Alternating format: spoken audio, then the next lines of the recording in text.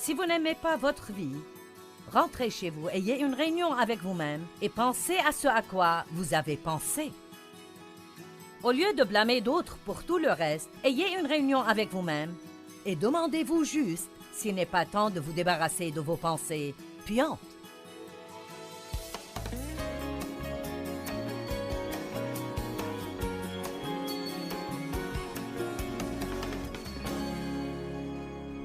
Vous savez, c'est une chose d'avoir quelque chose par la foi, c'est une autre de l'avoir grâce à votre expérience.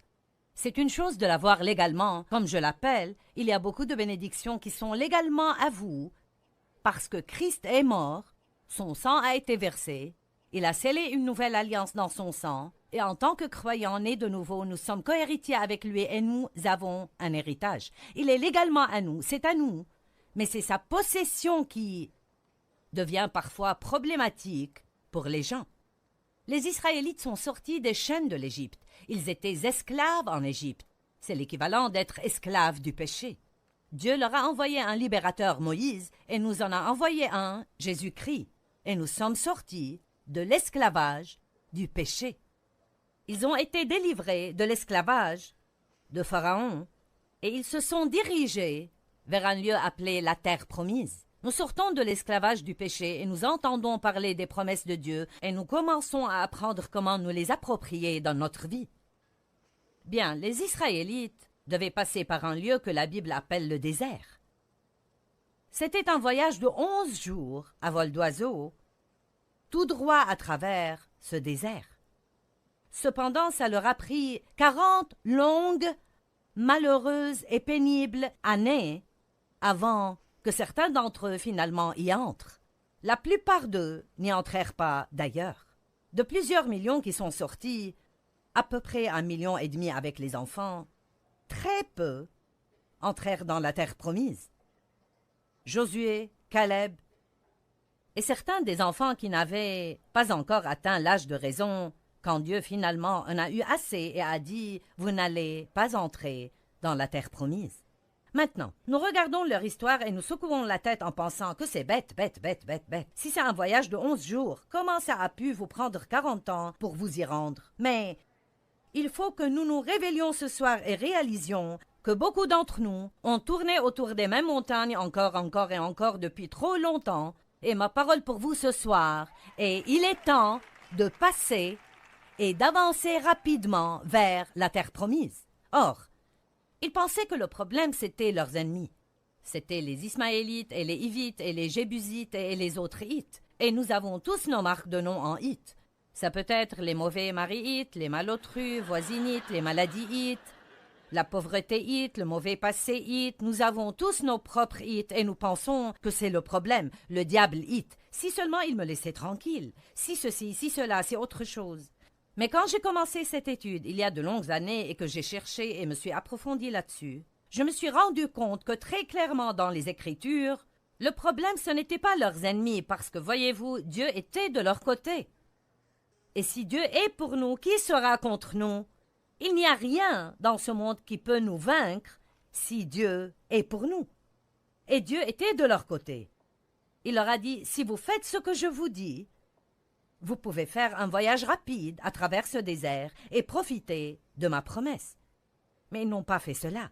Ce n'étaient pas leurs ennemis. Ce n'étaient pas les Jébusites, les Pérézites, les Hivites qui étaient leurs ennemis. Ce n'étaient pas les géants dans le pays. C'était leur mauvais état d'esprit et leur mauvaise attitude. Ils ne savaient pas comment penser de la façon dont Dieu voulait qu'ils pensent. Vous pouvez absolument penser à votre sortie des chaînes et penser à votre voie vers la liberté si vous apprenez à penser de la manière dont Dieu veut que vous pensiez. Il est impossible d'avoir la victoire et de penser au lien. Il est impossible d'être heureux et de penser à la tristesse et la dépression. Il est impossible d'être libre du péché quand vous pensez que vous êtes lié par le péché. Il y a un grand exemple de cela en Romains chapitre 6. Romains 6, 2, Paul a dit « Comment pouvez-vous vivre dans le péché quand vous êtes mort au péché ?» La Bible nous dit que quand le Christ est mort, nous sommes morts en lui, qu'il a pris le péché sur la croix et que nous sommes morts au péché et vivant pour la justice. Que veut dire ceci? Il y a une part de vous, la part de vous née de nouveau, qui ne veut rien avoir à faire avec le péché.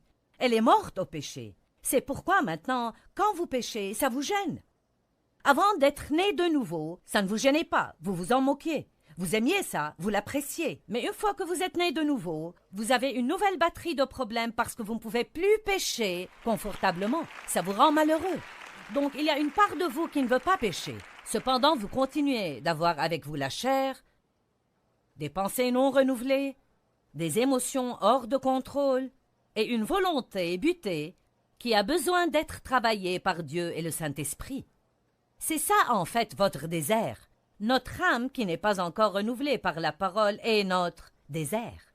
Nous devons apprendre comment laisser Dieu, qui est dans notre esprit, envahir notre âme.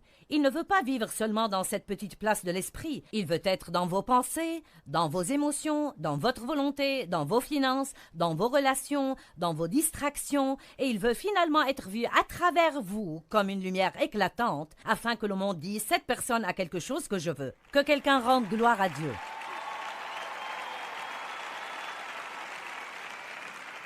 Donc, Romains 6,2 dit « Nous sommes morts au péché ». Puis ensuite, Romains 6,11 dit « De même, vous aussi, considérez que vous êtes morts au péché et vivants pour la justice ». Le verbe « considérer » ici indique un processus de vos pensées. Donc, vous pourriez dire qu'en Romains 6,2, il est dit « Vous êtes morts au péché ». Puis qu'en Romains 6,11, il est dit « Maintenant, pensez que vous êtes morts au péché. Croyez que vous êtes morts au péché. » Donc nous disons « Je suis mort au péché » et chantons des chants disant que nous sommes libres en Christ et pas que nous avons peur du péché. Nous disons que nous sommes dépendants, je ne peux pas surmonter ça, c'est difficile, je ne peux pas me débarrasser de ceci et nous restons prisonniers dans cette zone déserte. Nous devons commencer à penser comme Dieu pense et dire ce que Dieu dit et ça va nous faire prendre le chemin le plus court à travers le désert et commencer à vivre dans les promesses de Dieu.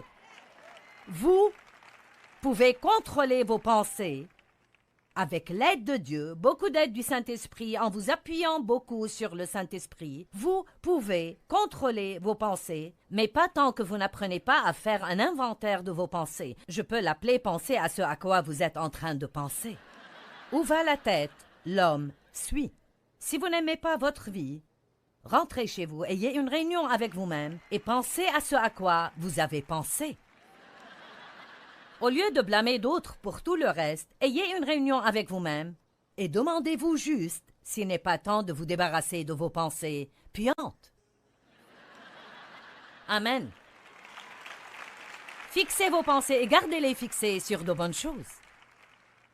Vous savez, une des deux écritures les plus populaires qu'on utilise quand on enseigne sur les pensées sont 2 Corinthiens 10, 4 et 5, les armes que nous utilisons ne sont pas charnelles. Ce sont les armes puissantes de Dieu pour détruire des forteresses, abattre les imaginations et les raisonnements.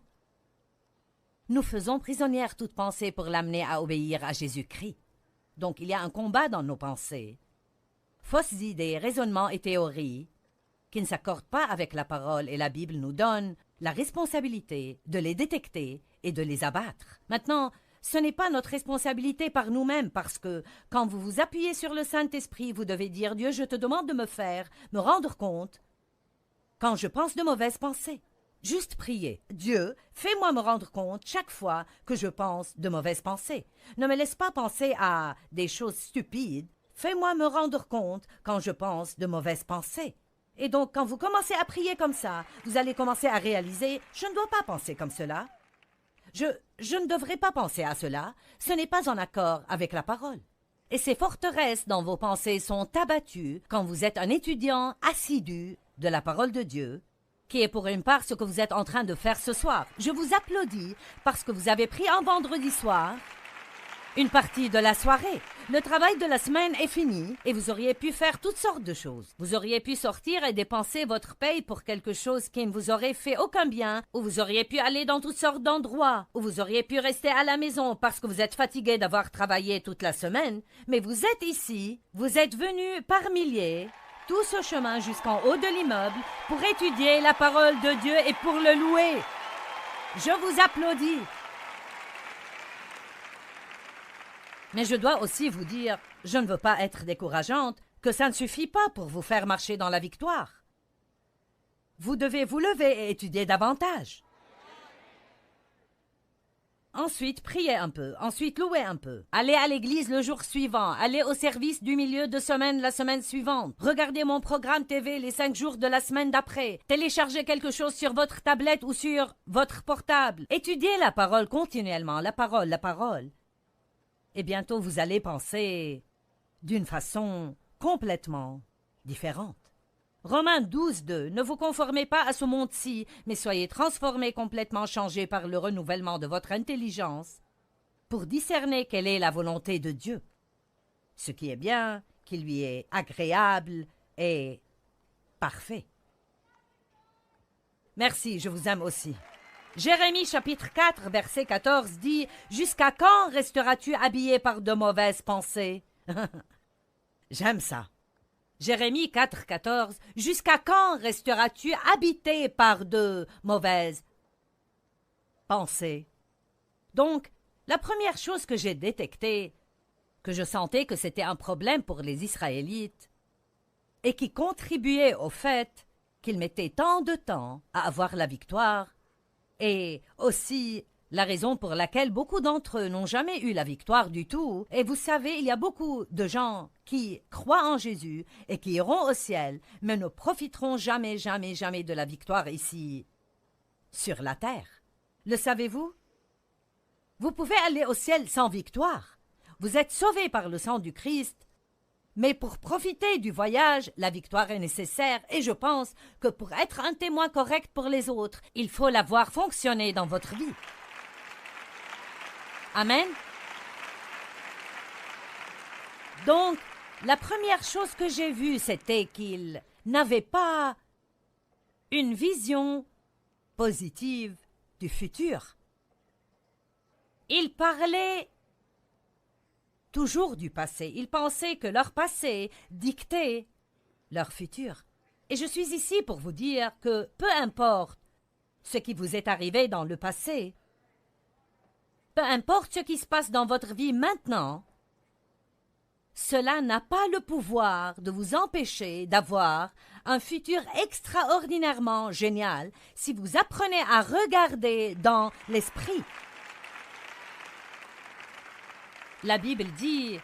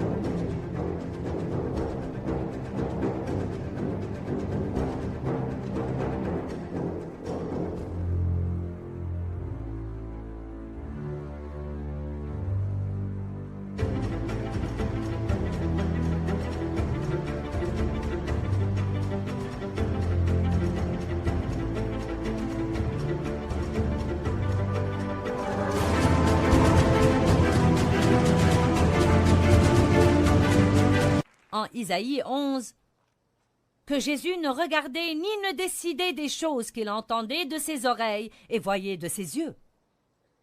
Il voyait avec ses yeux spirituels et écoutait avec ses oreilles spirituelles, et nous avons tous des oreilles sur notre tête et des yeux sur notre visage, mais nous avons aussi des oreilles et des yeux spirituels. Avec nos yeux naturels, nous voyons ce qui se passe et ce qui arrive dans notre vie. Mais avec nos yeux spirituels, nous voyons ce que nous ne pouvons voir avec ces yeux-ci. Nous regardons avec une attitude de foi et nous disons « Dieu dit que je peux avoir un bon futur et je crois que je peux avoir un bon futur. » J'étais récemment dans un Starbucks dans une ville dans l'Utah. Une femme m'a reconnue et a commencé à me parler. Elle a dit « J'ai écrit à votre ministère et vous ai parlé de mes problèmes. » Et ainsi de suite. Elle a commencé à me raconter ses problèmes. Elle a dit « Oui, je vais vous dire. » Elle a dit « Dans ma vie, j'ai été jetée sous le bus. » Je ne lui ai pas dit ceci parce que je ne voulais pas la blesser, mais quand je suis partie, j'ai pensé « Madame, j'ai aussi été jetée sous le bus, mais maintenant je le conduis. » Amen. Bien. Elle s'est juste arrêtée à « j'ai été jetée sous le bus ».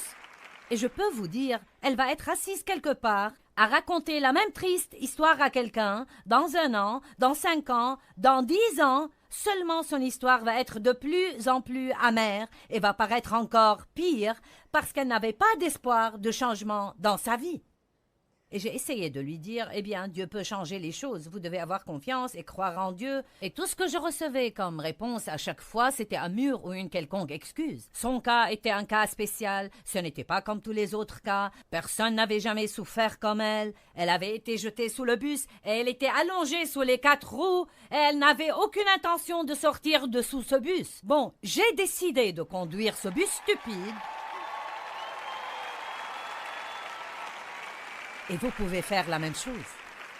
Mais écoutez-moi bien, ce n'est pas quelque chose que quelqu'un peut décider à votre place. Chaque personne doit décider cela elle-même. J'aimerais que nous regardions un exemple dans Genèse au chapitre 13. Nous voyons ici un homme, Abraham, qui a tout perdu, et cependant il finit avec plus que ce qu'il avait perdu.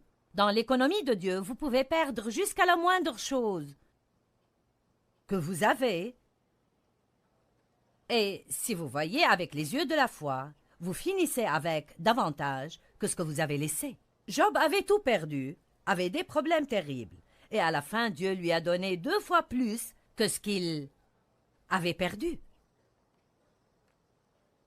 Abraham avait béni son neveu Lot en lui partageant ce qu'il avait. Et ensuite, ils sont devenus si prospères tous les deux, ils avaient tellement de troupeaux et tellement d'employés qu'ils ne s'entendaient plus, les employés. Et donc, Abraham alla voir Lot, prit l'initiative, voulant être un artisan de paix, et il a dit « Je te prie qu'il n'y ait pas de conflit entre nous. Décide quelle part du pays tu veux et je prendrai ce que tu ne me prends pas. » Voici, je pense que c'est une attitude plutôt extraordinairement humble ici. Car j'aurais dit, je vais prendre ce que je veux en premier et tu prendras le reste, parce que tu n'aurais rien eu si je ne te l'avais donné. Mais Abraham était évidemment un homme de Dieu, ce qui est probablement la raison pour laquelle Dieu a pu faire alliance avec lui et l'utiliser comme il l'a fait.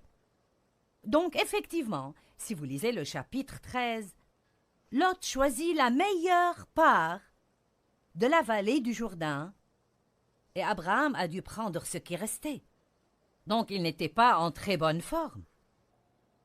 Mais au verset 14, il est dit, « Le Seigneur dit à Abraham, après que Lot se fut séparé de lui, lève donc les yeux et du lieu où tu es, regarde au nord, au sud, à l'est et à l'ouest. Oui, tout le pays que tu vois, je te le donne ainsi qu'à ta descendance pour toujours. » Et au verset 17, il est dit, « Lève-toi, parcours le pays, en long et en large, car je te le donne. » Donc, il dit 2 choses ici. Les 2 sont importantes. La première, il a dit, « Regarde au nord, au sud, à l'est et à l'ouest, et tout ce que tu peux voir, je te le donne. » Bon, de toute évidence, il lui disait de regarder avec ses yeux naturels. Mais je crois que Dieu veut vous dire ce soir, « Regarde vers le futur. Que vois-tu par la foi pour ta vie?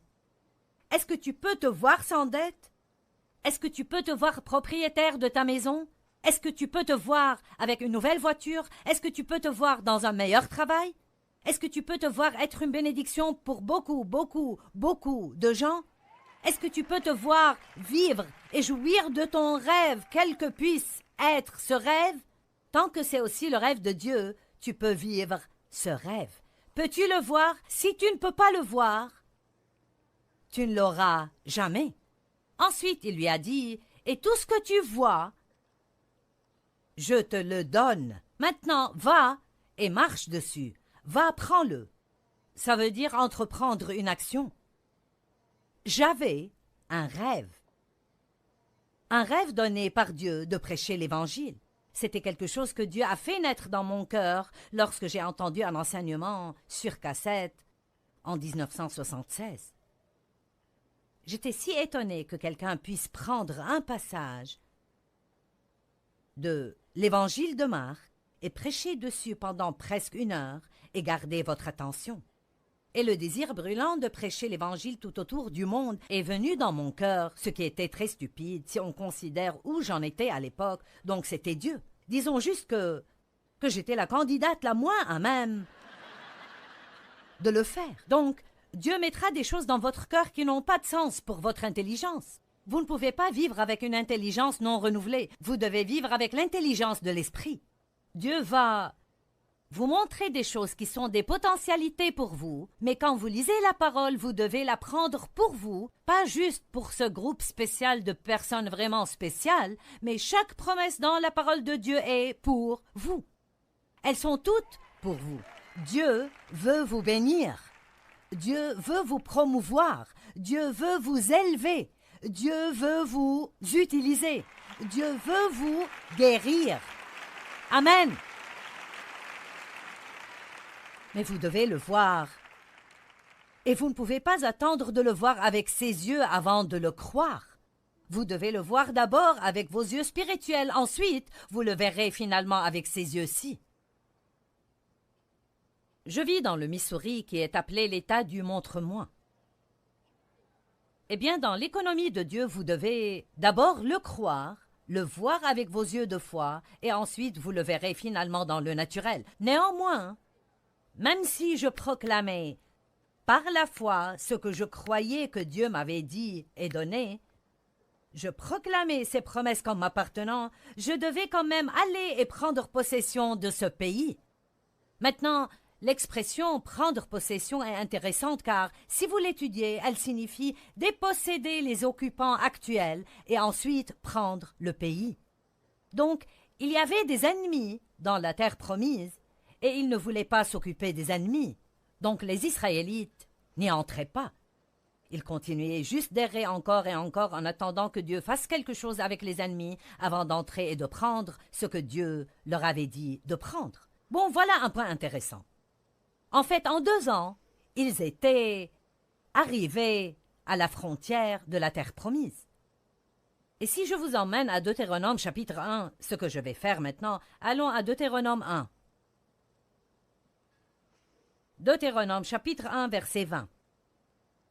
Je vous ai dit, vous voici, arrivés près de la région montagneuse des Amorites que notre Dieu nous donne.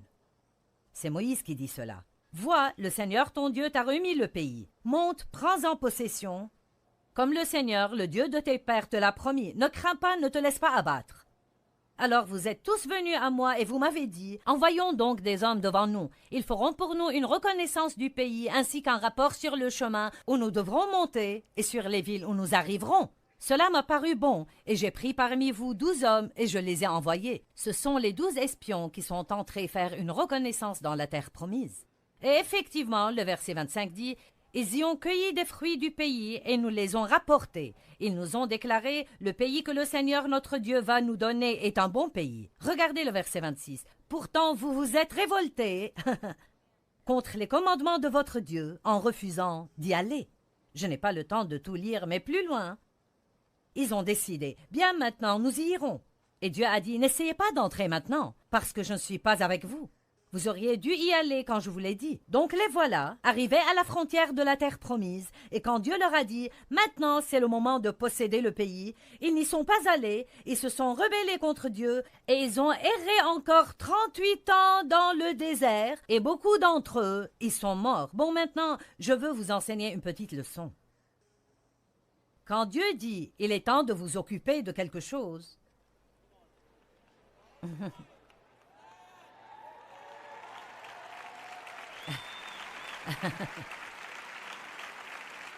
quand Dieu vous dit de vous occuper de quelque chose, il y a une onction pour le faire à ce moment-là.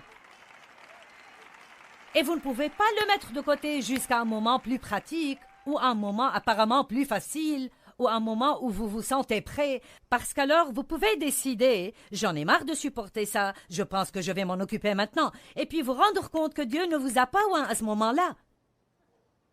Nous devons apprendre que quand Dieu touche des choses dans nos vies, il faut le prendre sérieusement. Si Dieu s'occupe d'une mauvaise attitude chez vous, Il faut agir. S'il s'occupe de vous concernant le manque de pardon chez vous, agissez en conséquent. Ne donnez pas l'excuse que c'est difficile de pardonner aux gens. Je vais vous dire ce qui est difficile. Haïr les gens. C'est bien plus dur que de pardonner aux gens. Le pardon est facile comparé à la haine et l'amertume et au ressentiment et au fait d'être plein de poison tout le temps. Si Dieu est en train de s'occuper d'une habitude que vous avez et qui est destructrice, si Dieu est en train de mettre son doigt dessus, alors vous ne devez même pas penser que vous ne le pouvez pas, parce que Dieu ne va jamais s'occuper de vous à propos de quelque chose sans vous donner la capacité d'arriver à la victoire. Mais vous devez le croire. J'aimerais vous partager quelque chose qui est arrivé par courrier. Quelqu'un a écrit du Wisconsin et a dit « À l'époque où j'étais en classe de 3e, j'essayais d'échapper aux difficultés de la vie. Les enfants se moquaient de moi parce que j'étais petit. Ma grand-mère m'avait donné ma première boisson alcoolisée à 9 ans et donc je suis devenue alcoolique et ai fini en prison pour 7 mois. Des années plus tard, j'ai entendu Joyce prêcher et j'ai depuis écouté son programme. J'ai appris combien la vie chrétienne est extraordinaire quand vous vivez dans les fruits de l'esprit et étudiez la parole de Dieu comme une manière de vivre. Et je souligne cela. Étudiez la parole de Dieu comme une manière de vivre. Vous savez, renouveler votre intelligence, c'est oublier votre passé et utiliser vos yeux spirituels et commencer à marcher dans la parole de Dieu.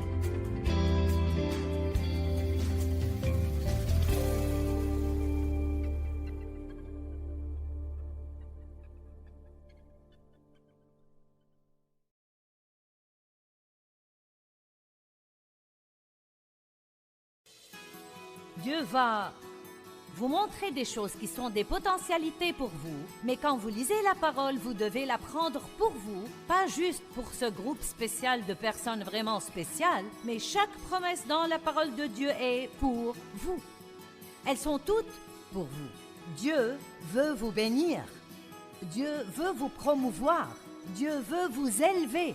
Dieu veut vous utiliser. Dieu veut vous guérir. Amen.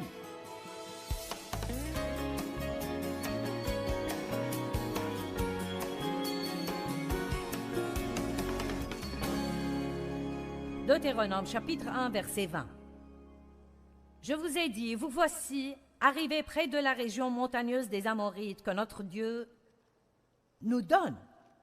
C'est Moïse qui dit cela. Vois, le Seigneur ton Dieu t'a remis le pays. Monte, prends-en possession. Comme le Seigneur, le Dieu de tes pères, te l'a promis, ne crains pas, ne te laisse pas abattre. Alors vous êtes tous venus à moi et vous m'avez dit, envoyons donc des hommes devant nous. Ils feront pour nous une reconnaissance du pays ainsi qu'un rapport sur le chemin où nous devrons monter et sur les villes où nous arriverons. Cela m'a paru bon et j'ai pris parmi vous 12 hommes et je les ai envoyés. Ce sont les 12 espions qui sont entrés faire une reconnaissance dans la terre promise. Et effectivement, le verset 25 dit, ils y ont cueilli des fruits du pays et nous les ont rapportés. Ils nous ont déclaré, le pays que le Seigneur notre Dieu va nous donner est un bon pays. Regardez le verset 26. Pourtant, vous vous êtes révoltés contre les commandements de votre Dieu en refusant d'y aller. Je n'ai pas le temps de tout lire, mais plus loin. Ils ont décidé, bien maintenant, nous y irons. Et Dieu a dit, n'essayez pas d'entrer maintenant, parce que je ne suis pas avec vous.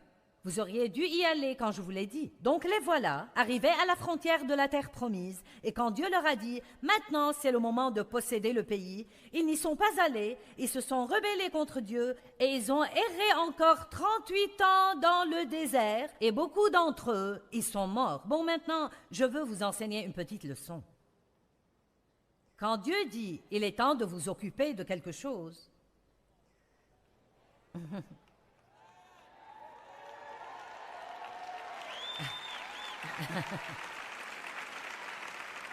quand Dieu vous dit de vous occuper de quelque chose, il y a une onction pour le faire à ce moment-là. Et vous ne pouvez pas le mettre de côté jusqu'à un moment plus pratique ou un moment apparemment plus facile ou un moment où vous vous sentez prêt, parce qu'alors vous pouvez décider, j'en ai marre de supporter ça, je pense que je vais m'en occuper maintenant, et puis vous rendre compte que Dieu ne vous a pas oint à ce moment-là. Nous devons apprendre que quand Dieu touche des choses dans nos vies, il faut le prendre sérieusement. Si Dieu s'occupe d'une mauvaise attitude chez vous, il faut agir. S'il s'occupe de vous concernant le manque de pardon chez vous, agissez en conséquent. Ne donnez pas l'excuse que c'est difficile de pardonner aux gens. Je vais vous dire ce qui est difficile. Haïr les gens, c'est bien plus dur que de pardonner aux gens. Le pardon est facile comparé à la haine et l'amertume et au ressentiment et au fait d'être plein de poison tout le temps. Si Dieu est en train de s'occuper d'une habitude que vous avez et qui est destructrice, si Dieu est en train de mettre son doigt dessus, alors vous ne devez même pas penser que vous ne le pouvez pas, parce que Dieu ne va jamais s'occuper de vous à propos de quelque chose sans vous donner la capacité d'arriver à la victoire. Mais vous devez le croire. J'ai été sexuellement abusée par mon père pendant des années, et quand j'ai quitté la maison, je pensais quitter le problème. J'ignorais que j'avais le problème avec moi gravé dans mon âme. Il était dans mes pensées, il était dans mes émotions, dans ma volonté, et affectait toutes les relations que j'avais, ma relation avec Dieu, ma relation avec moi-même, mes relations avec les autres personnes. Vos secrets vous rendront malade. Et quand Dieu dit qu'il est temps de s'occuper des choses, alors il est temps de le faire. Mon premier mariage était un cauchemar. J'ai épousé un homme qui avait beaucoup de problèmes comme moi, sinon plus, et il courait les autres femmes et était un petit voleur et un escroc. Et donc, ça n'a jamais marché. 5 années de ce cauchemar, nous avons eu un enfant. Et finalement, avons divorcé. Il est allé en prison. Et j'ai rencontré Dave qui était né de nouveau, un jeune luthérien rempli du Saint-Esprit. Et comme je vous l'ai dit, il voulait une épouse. Il était sorti avec 3 femmes. Il essayait en fait de prendre possession du pays. Il pouvait... Il pouvait le voir avec les yeux de la foi et il sortait pour le prendre. Laissez-moi vous dire. Donc, écoutez, il a su qu'aucune des 3 n'était la bonne et puis il m'a vu en train de laver la voiture de ma mère. Il m'a trouvée mignonne en short, les cheveux remontés sur le sommet de la tête, en train de fumer ma cigarette et boire ma bière ou autre chose. Et... il a dit, tu veux laver ma voiture quand tu auras fini avec celle-là? J'ai dit, si tu veux qu'elle soit lavée, lave-la toi-même. Et il m'a raconté ce qui lui était venu à l'esprit. Cette fille est pour moi. Voilà, ou bien il était complètement fou, ou il était guidé par l'Esprit de Dieu. Nous sommes sortis seulement 5 fois, puis on s'est mariés. Il devait aller vite avant de comprendre sur quoi il tombait. Donc, après 3 semaines de notre mariage, Dave m'a dit, « Qu'est-ce qui ne va pas chez toi? » Je ne savais pas que j'avais un problème. Je pensais que tous les autres avaient un problème, mais pas moi. Peut-être que vous aussi ne savez pas que vous êtes le problème. Vous me regardez sur l'écran de télé. J'ai dit, peut-être que votre problème, c'est de ne pas savoir que vous êtes le problème. Vous pensez que je parle aux personnes ici dans cette salle, mais non, je vous parle à vous. C'est un fait, je fais tout ça principalement pour vous. Attrapez. Ne vous allongez pas dans votre lit avec la télécommande dans la main et ne changez pas de chaîne car je serai aussi sur l'autre chaîne.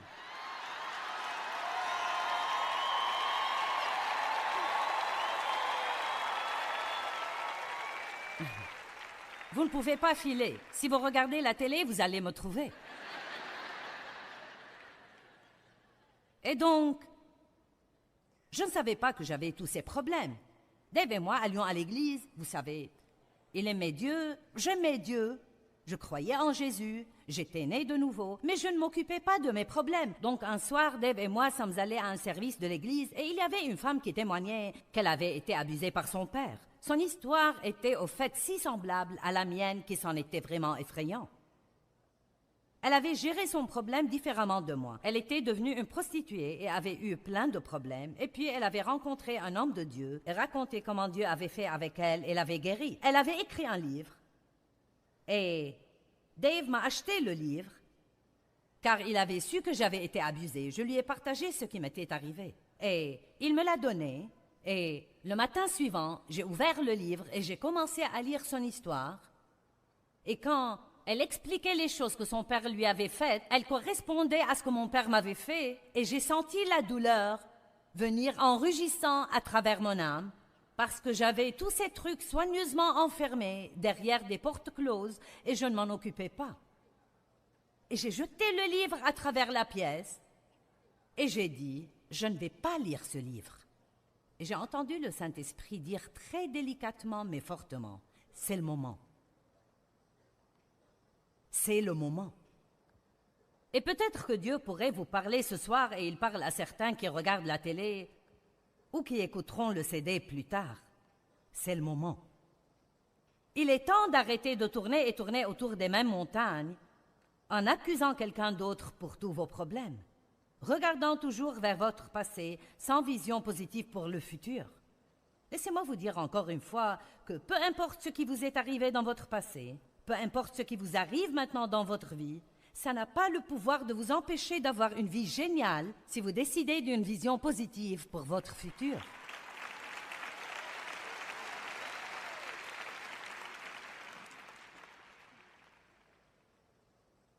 La deuxième mauvaise mentalité qu'ils avaient et dont je voudrais m'occuper est « quelqu'un d'autre doit faire cela pour moi ».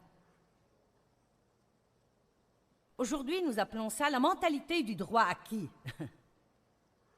Quelqu'un d'autre doit s'occuper du désordre que j'ai mis. Quelqu'un d'autre doit le faire. Pas moi, quelqu'un d'autre. Ça s'appelle l'irresponsabilité. Et quelle pagaille nous avons à cause de ça dans notre monde d'aujourd'hui. C'est le moment de prendre la responsabilité. Vous dites, ce qui m'est arrivé n'était pas ma faute. Non, ce ne l'était pas. Ce qui m'est arrivé n'était pas ma faute, mais ce que je fais à ce sujet est ma responsabilité. Et ce que vous faites à ce sujet est votre responsabilité. Allez maintenant. Ce n'était pas ma faute que mon père m'abuse sexuellement. Ce n'était pas ma faute. Ce n'était pas ma responsabilité. Mais c'était ma responsabilité de m'emparer de la parole de Dieu que je professais croire et d'arrêter de geindre et de m'apitoyer sur moi-même et de regarder le passé et d'avoir une mauvaise attitude. C'était ma responsabilité. Ce n'était pas quelque chose dont il fallait que je m'attende à ce que quelqu'un vienne faire miraculeusement à ma place. Je devais commencer à obéir à Dieu et faire ce qu'il voulait que je fasse. En Matthieu 20:16, il est dit « Il y a beaucoup d'appelés, mais peu d'élus. » Beaucoup d'appelés, mais peu d'élus. Je crois que beaucoup de gens sont appelés à faire de grandes, étonnantes choses. Je pense vraiment que le monde devrait être époustouflé par les chrétiens. Oui, vraiment. Je pense que nous devrions être les héros du monde. Les gens ont besoin de héros, de gens pour lesquels avoir du respect. Ils ont besoin de gens à admirer, quelqu'un qui leur montre la bonne direction. Chaque petit enfant adore jouer aux super-héros. Mes deux plus jeunes garçons ont tous les costumes de super-héros qu'on puisse avoir. J'en ai même un pour jouer aux super-héros avec eux. J'ai ma propre cape de super-héros. Elle a un J sur le dos avec un éclair en travers.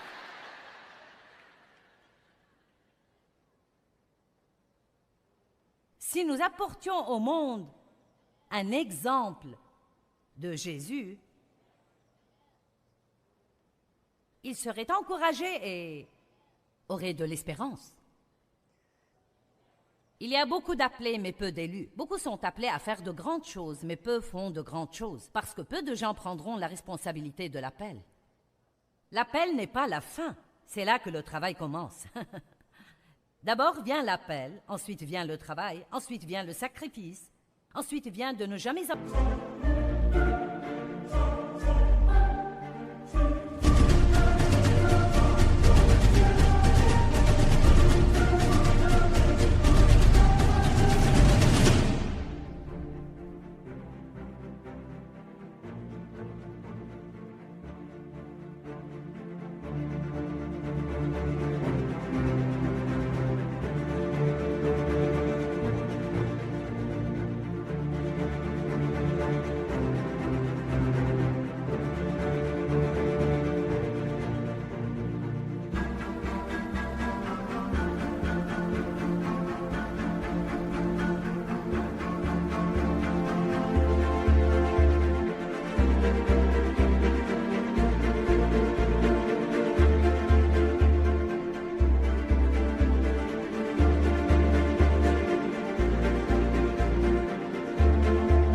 abandonner. Ensuite vient d'aller jusqu'au bout.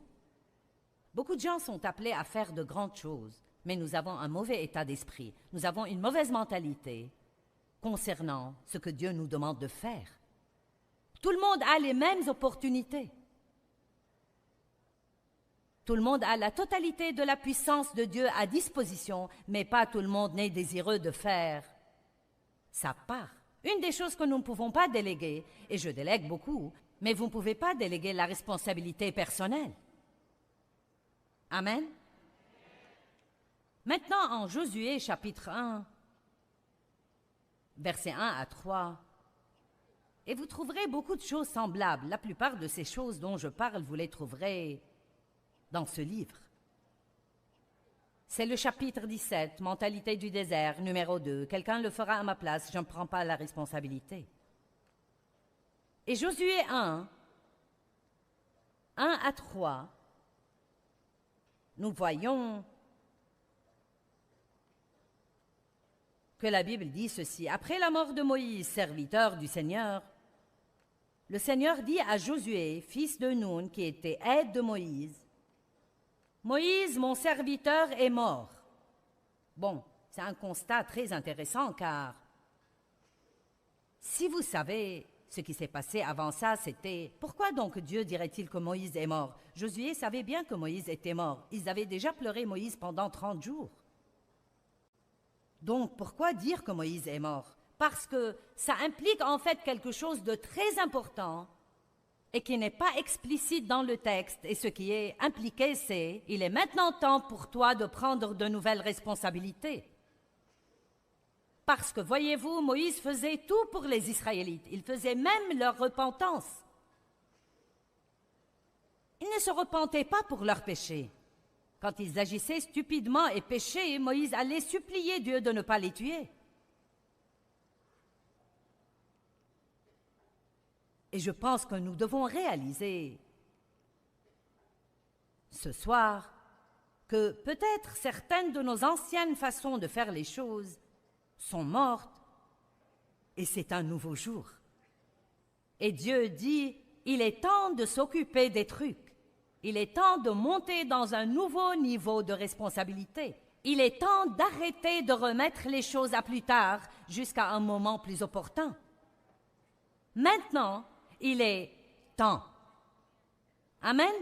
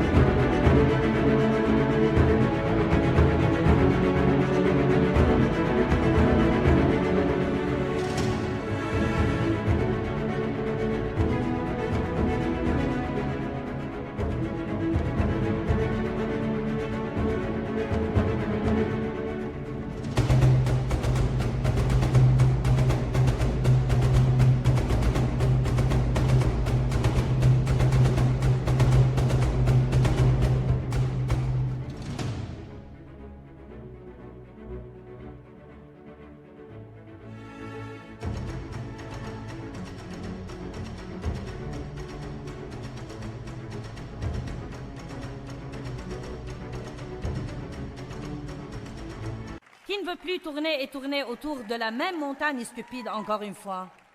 Très bien. Bon, si vous ne voulez pas tourner autour, il reste seulement une chose et c'est passer à travers. La seule sortie, c'est à travers. Vous m'entendez? La seule sortie, c'est à travers.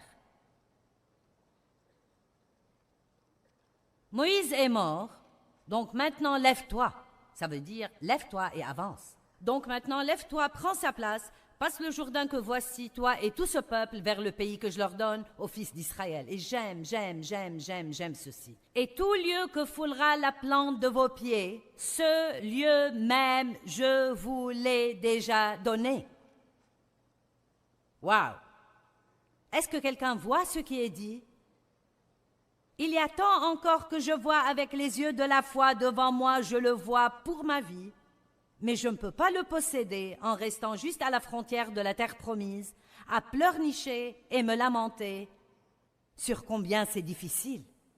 Dieu a déjà payé pour ça avec le sang de son Fils. C'est déjà acheté et payé. Voici, il a dit, lève-toi, prends sa place, passe le Jourdain que voici, toi et tout ce peuple, vers le pays que je leur donne, aux fils d'Israël, et tout lieu que foulera la plante de vos pieds, je vous l'ai déjà donné. Amen. Je ne peux pas juste me tenir ici et dire, bien, quelqu'un d'autre le fera à ma place. Ne puis-je pas juste prier pour cela? Oh là là, nous devons prier. Mais souvent, quand vous priez, Dieu vient et vous montre quelque chose à faire. Oh oh. Je vais répéter. Parfois, quand vous priez, Dieu vient et vous montre quelque chose à faire. Donc, nous prions encore, espérant qu'il choisira quelqu'un d'autre. Eh bien, Dieu, qu'est-il arrivé à ma joie? Je ne sais pas pourquoi je suis si mécontent.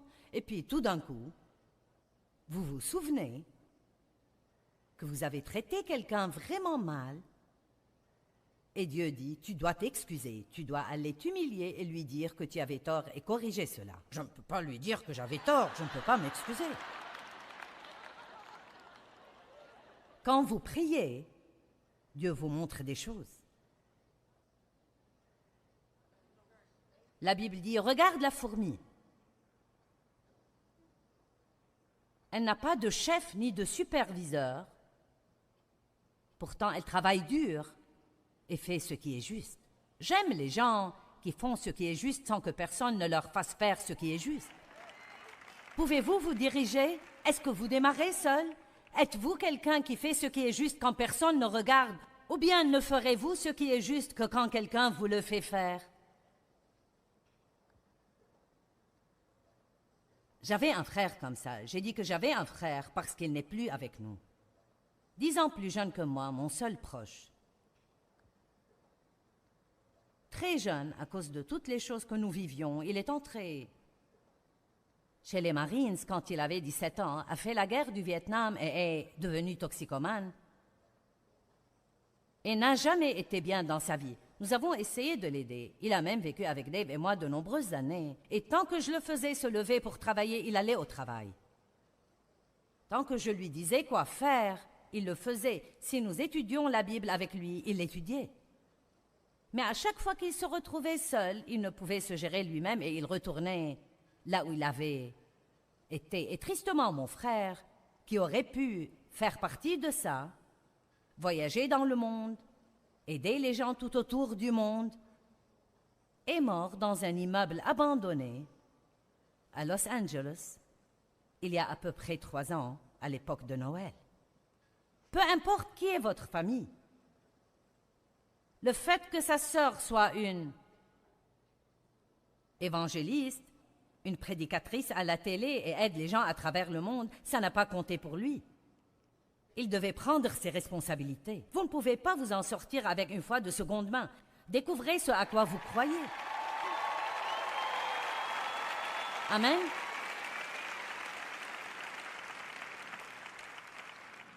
Personne ne le fera à votre place. Il est temps de vous aguerrir et de vous lever et de dire « Je vais prendre possession du pays que Jésus est mort pour me donner. Si quelqu'un peut avoir ce que Jésus est mort pour lui donner, je peux avoir ce que Jésus est mort pour me donner. Il y a tant de choses merveilleuses dans la parole de Dieu qui nous enseigne ce que Dieu veut que nous ayons, et vous ne pouvez agir comme si quelqu'un d'autre devait tout faire pour vous. Les gens les plus heureux du monde sont les gens les plus actifs dans le monde. Franchement et sincèrement, je ne sais pas quels sont mes problèmes, je n'ai pas le temps d'y penser. Si je voulais y réfléchir, je pourrais vous en nommer 10 sur le champ, mais je n'ai pas de temps à perdre avec ça. Dieu dit qu'il s'occupera des choses, donc nous prions à leur sujet, nous jetons nos soucis sur lui, restons occupés à aider quelqu'un d'autre, et d'une manière ou d'une autre, ça s'arrange tout seul. Vous savez, une chose qui était extraordinaire pour moi, parfois quand Dieu ne me donne pas d'onction pour résoudre mes problèmes, je veux dire je ne peux pas m'aider. Il n'y a pas une seule chose que je puisse faire pour me sortir d'une situation où je suis. Il met son onction sur moi pour aider quelqu'un d'autre. J'ai tendance à penser que c'est un truc de Dieu. Quand vous ne pouvez pas vous aider vous-même, semez dans la vie des autres, alors Dieu apporte une récolte dans votre vie. La vie est trop difficile. C'est vraiment trop difficile. Trop difficile. Je suis tellement fatiguée d'entendre les gens dire ça. Trop difficile de pardonner.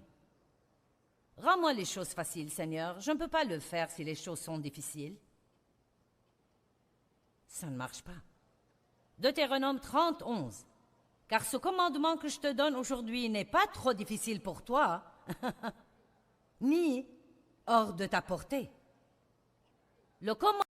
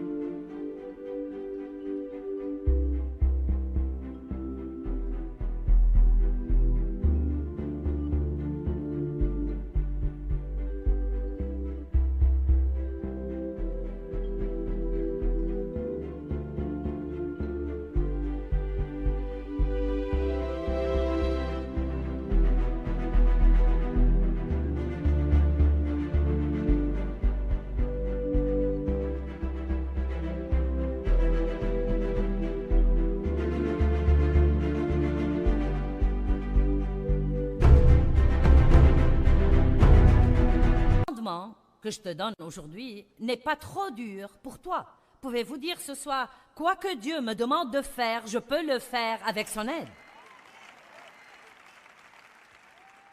Vous voyez, certains ne le disent même pas. Dites tous, quoi que Dieu me demande de faire, je peux le faire. Rien n'est trop dur avec Dieu. Toutes choses sont possibles avec Dieu. Mais le diable chuchote à votre oreille et essaye de mettre une pensée fausse dans votre tête. Ça ne changera jamais. Ça fait 20 ans que ça dure, sûrement que ça ne changera pas. Tu devrais l'oublier. Rien de bon ne t'arrivera jamais. Et ça, juste quand vous voulez dire « je ne vais pas abandonner ». Apprenez comment dire « je ne vais pas abandonner ». Vous n'avez vraiment rien d'autre à faire que persévérer. Qu'allez-vous faire d'autre? John Wesley, le merveilleux, formidable John Wesley, dont nous entendons parler et admirons, voici un véritable extrait de son journal intime. Dimanche 5 mai le matin, et prêché à Sainte-Anne et on m'a demandé de ne plus revenir. Dimanche 5 mai, après-midi, et prêché à Saint-Jean et le diacre a dit « va dehors et reste-y ». Dimanche 12 mai le matin, et prêché à Saint-Jude, ne peut pas retourner là-bas non plus. Dimanche 19 mai le matin, et prêché dans une autre église. Les diacres se sont réunis et ont dit que je ne pouvais pas revenir. Dimanche 19 mai après-midi, est prêché dans la rue et était chassé à coups de pied. dimanche 26 mai, l'après-midi, et prêché dans un pré, et été chassé du pré par un taureau qui avait été lâché pendant le service. Même un taureau était après lui. Dimanche 2 juin le matin, et prêché en extérieur à la limite de la ville, et été chassé de la route. Même jour, dimanche 2 juin, dans l'après-midi, et prêché dans un grand pâturage. 10 000 personnes sont venues m'écouter. Oui! Pourquoi? Parce qu'il a dit, je vais juste continuer à prêcher. Vous n'allez pas me faire taire. Vous n'allez pas me faire abandonner. Je vous dis, endurez, et la Bible parle beaucoup d'endurance, je crois que ça veut dire survivre au diable. J'aimerais vous partager quelque chose qui est arrivé par courrier. Quelqu'un a écrit du Wisconsin et a dit « À l'époque où j'étais en classe de 3e, j'essayais d'échapper aux difficultés de la vie. Les enfants se moquaient de moi parce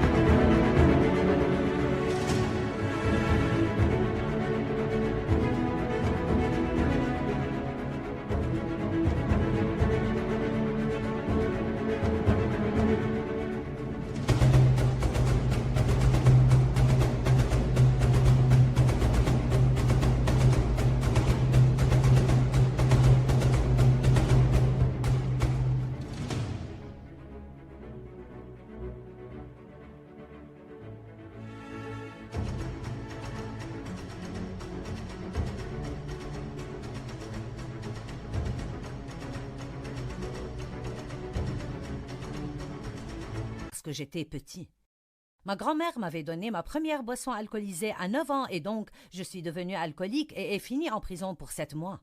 Des années plus tard, j'ai entendu Joyce prêcher et j'ai depuis écouté son programme. J'ai appris combien la vie chrétienne est extraordinaire quand vous vivez dans les fruits de l'esprit et étudiez la parole de Dieu comme une manière de vivre. Et je souligne cela. Étudiez la parole de Dieu comme une manière de vivre. Vous savez, renouveler votre intelligence, c'est oublier votre passé et utiliser vos yeux spirituels et commencer à marcher dans la parole de Dieu.